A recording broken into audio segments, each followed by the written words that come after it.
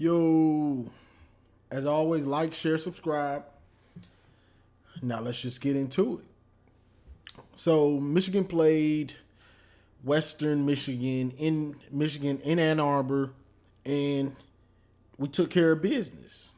It was what was the score? 47-14. So with that being said, I'm just gonna run over some things and then rant about the game, of course. So this was a pretty good game for Michigan to come out first game of the year against a team that's overmatched and,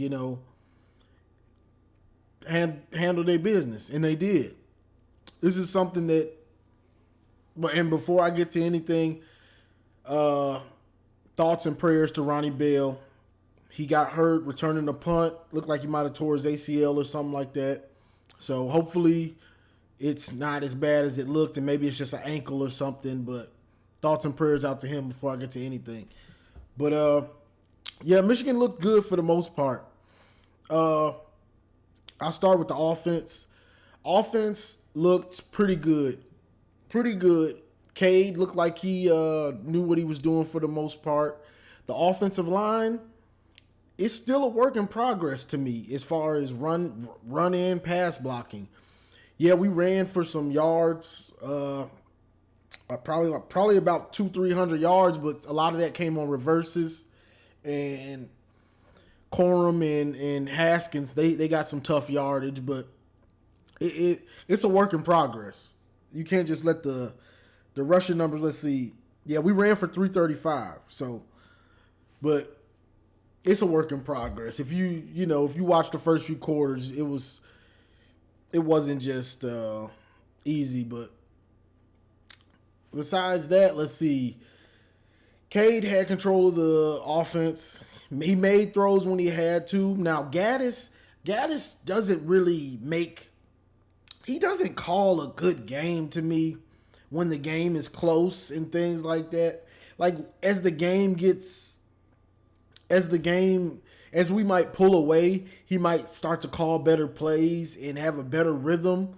But when the game is close in the first half and stuff, he doesn't call a good game to me. I don't know if it's just me, but some of his plays just have you scratching your head.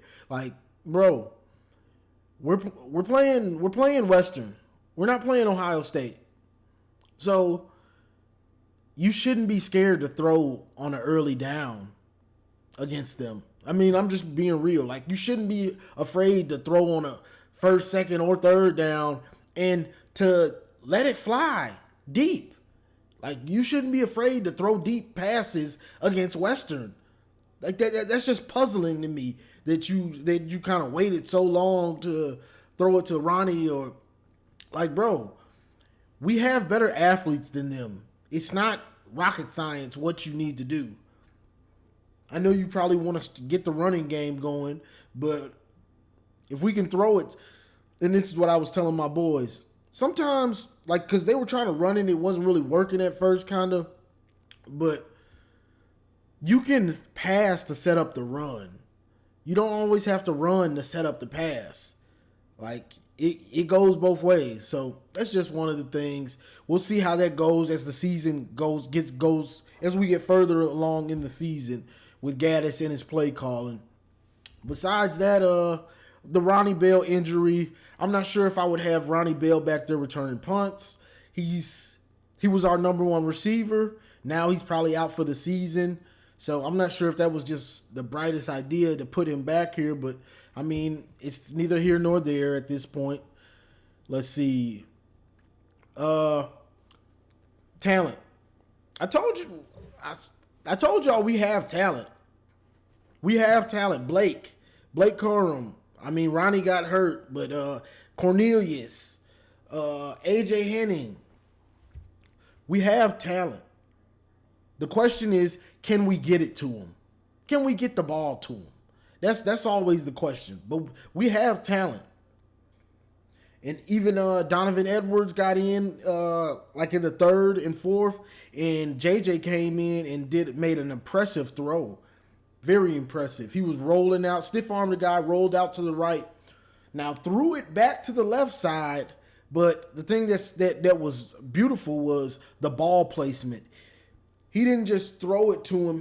He led him, which is impressive in itself. Leading somebody when you're throwing all the way across the field, that was an impressive throw. And I know Michigan fans are going to be calling for JJ after just that one throw because he can throw some dimes. Like, he's got that.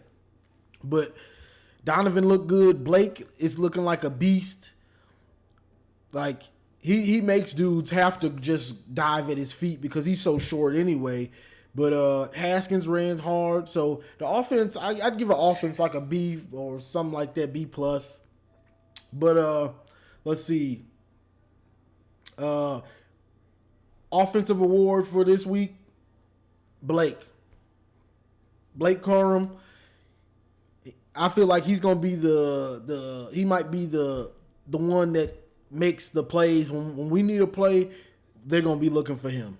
So just keep that in mind. Now, as far as the defense had some little spots. Even though they only gave up 14 points, they gave up a touchdown on the first drive, and they weren't really getting pressure at first, and they were kind of letting them run a little bit. But the defense is going to be work in progress. Let's just say that right now. The defense is going to be a work in progress. Aiden Hutchinson, beasting. Strip sack, looking like a beast. Disrupting passes, and he's looking like as advertised, and that's what he needs to be. So shout out to him. But this defense, it's a work in progress. We saw a lot more zone, and the thing about a zone is what I always get on Don Brown about. To run a zone successfully, you have to continue to run it, so you know the weakness. Your players know the weaknesses of it. They know how to react in the zone. They know where they're supposed to be. Things like that. You have to play it in game. Like, I know some people are probably like, okay, we need to do this with the zone and that. We have to continue to run it during the year against teams we probably could just run man against. Like, we probably could have ran man all game and the score would have been the same or worse. But we wouldn't get any better with these other schemes we want. These other schemes that we want to run. So with that being said, you have we weren't really getting a push up front that well, but we were in a nickel set. We were in a nickel a lot. And the way college football is played today, you're not going to be in a 3-4. Even if that's your base defense, you're not going to be in it that much because nobody's playing I formation that much in power football. Most teams are spread, so you're going to have to be in the nickel. And so we got pushed around a little bit in the nickel. I'm not going to lie. If they had more talent, they would have exposed us with that for real. So that's just another thing. But besides that, the defense played well. Brad Hawkins, who told you to put on the 2? Who told you to put on the Woodson's number? And what's funny is I saw the 2, and I'm like, who is that? I was texting my homeboy. I'm like, who is that? He's like, it's your boy Brad Hawkins. And right on cue, he dives and drops a pick. And I'm like, you know you shouldn't have put that jersey on. Like, really? But that's your boy. He's out there in the number 2. So Brad is out there. The secondary played well for the most part. Jamon Green probably could have made a play on the ball and knocked it down, but sometimes that happens. But overall, the defense played pretty good, but you're playing a team that's overmatched.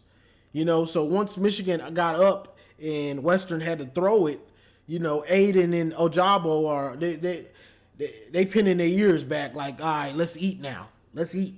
So defense played pretty well though. I liked what I saw, and I liked when we actually got to see the 3-4. I liked what I saw out of it. But for most of this game, we saw the nickel.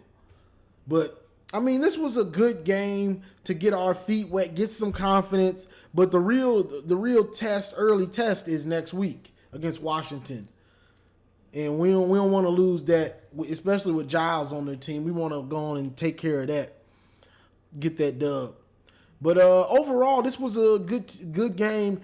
I think this game just showcased a lot of the talent that Michigan has that we know we have. We just want to see it on the field and see these dudes get some speed and space and do some stuff.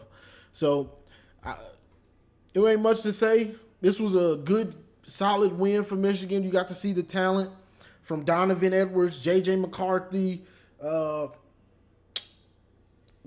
what's his name? A.J. Henning and Roman Wilson, Haskins. You got to see a lot of even Ronnie Bell before he got hurt. So you just got to see a lot of the talent that I've been saying we have. That's why I'm somewhat confident. And then if you look around the Big Ten, Penn State, Wisconsin, what was the score? 16-10, a little slugfest, Iowa destroying Indiana. I thought Indiana was going to be good. They might not be. They don't look like they as good as we thought. If Iowa does you like that. So who knows? It might be there for us to get back where we want to be. But it's too early. Let's wait till next week and then we'll get to that. But that's all I got on this one, y'all. Good win by Michigan. Besides Gaddis and some little spotty play calling here and on there, but that's kind of just fan talk, picking the game apart. But good solid win. Good to see talent and speed out there. So that's all I got for this one, y'all. I'll probably make my video for Washington probably tomorrow. Try to get that out for y'all. But as always, like, share, subscribe. And as always, go blue.